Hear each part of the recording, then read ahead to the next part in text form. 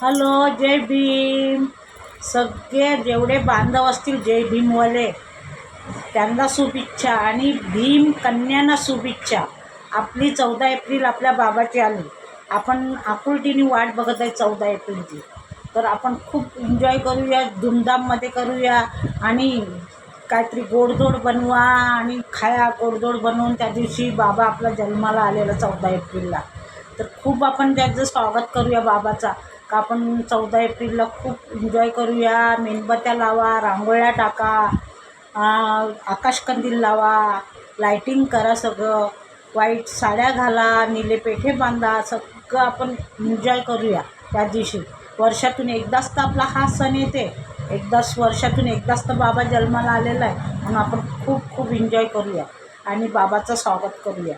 तर सगळ्यांना हे आहे का जय भीमवाल्यांना आणि जय भीम कन्यांना का खरोखर आपण खूप एन्जॉय करूया. काहीतरी गोडधोड बनवा, तुम्ही पण खाया आणि सगळ्यांना खावडा. जेवढे आपले गावं असतील तेवढ्यांना एक सप्रेम विनंती आहे, तो खूप एन्जॉय करा. आपली बाबाची जयंती आहे आणि खूप खूप गोडधोड बनवा आणि गोडधोड खा, गोड गोड बोला सगळ्यांना. पहिले आपली परिस्थिती काय होती सगळ्यांनाच माहीत आहे. आपण मटका आणि झाडू बांधून फिरायचा. बाबांना आपण स्वतंत्र दिलेलं आहे, स्वतंत्र महिलांना पण स्वतंत्र दिलेलं आहे. तर आपण स्वतंत्र दिलं आहे, तर बाबामुळे आज आपण स्वतंत्र आहेत. आपली मुलं कॉलेजमध्ये मोठ्या मोठ्या हायस्कूलमध्ये शिकत आहेत, मोठ्या मोठ्या पदवीवर आहेत आपली मुलं, मोठ्या मोठ्या जॉबवर आहेत. तर कोणामुळे बाबामुळे. तर त्यांचं आपण स्वागत खूप चांगल्या पद्धतीने करावं लागेल, खूपच खूपच.